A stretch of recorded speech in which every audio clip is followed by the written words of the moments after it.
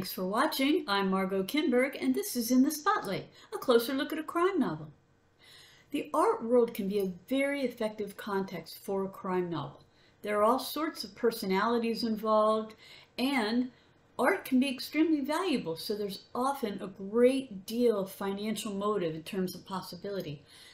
Let's take a step into the art world today and turn today's spotlight on Iain Pears, the Raphael affair.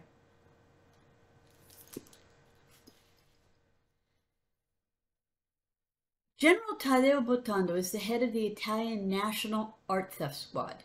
As such, it's his job to prevent art theft and recover stolen art. One day, his assistant, Flavio Di Stefano, tells him that the police have made an odd arrest. A British graduate student, Jonathan Argyll, has been picked up for vagrancy, and he has a strange story to tell. He's doing his doctoral research on a 17th century painter named Carlo Montini. And he believes that one of Montini's paintings, one long hanging in a local church, is actually painted over a valuable Raphael. By the time Botondo and Di Stefano get the chance to check on this story, though, the painting has already been sold to Sir Edward Burns.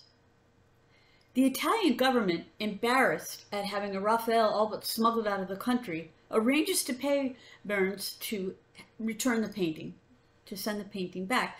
There's to be a major event at the National Museum and lots of publicity. But in the meantime, Argyll, who's been working on his research, has uncovered some evidence that this Raphael might actually be a fake, even though experts have more or less agreed that it's authentic. Before Botondo and Di Stefano can follow up on that, though, the painting is burned in a fire.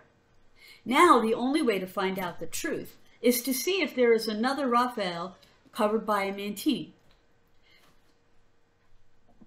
Argyll and Di Stefano work to find that painting, if there is one. That search ends up putting both of them in serious danger as they get closer and closer to the truth. Meanwhile, Botondo is working on the case of the burned painting and soon finds that the truth about that fire may lead to some higher places. The two cases intersect and end up in a murder. In the end, though, we learn what really happened with the paintings. So what are the elements in this novel? What holds it together and keeps it moving?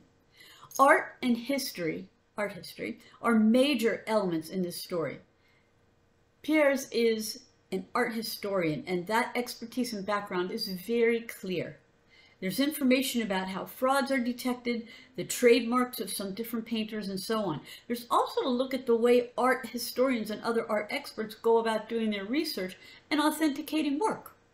The story is set mostly in Italy, primarily in Rome, and there is a strong sense of the physical setting in the novel. There are landmarks, local customs, and so on. There's also a look at how the Italian police, especially the art theft squad, do their jobs.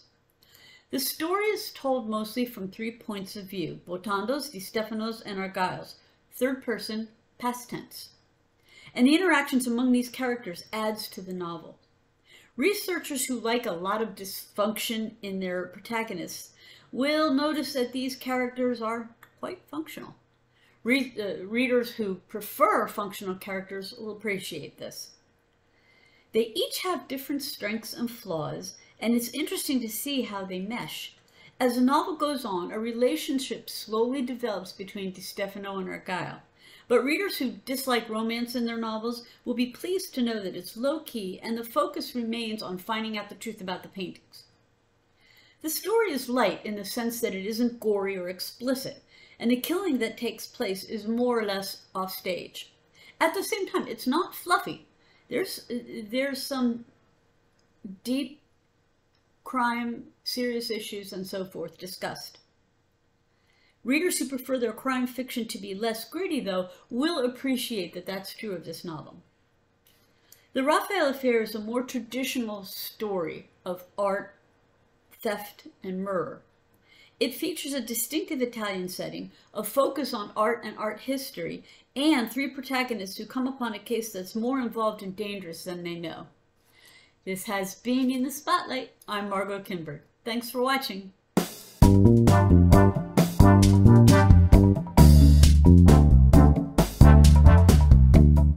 Bye.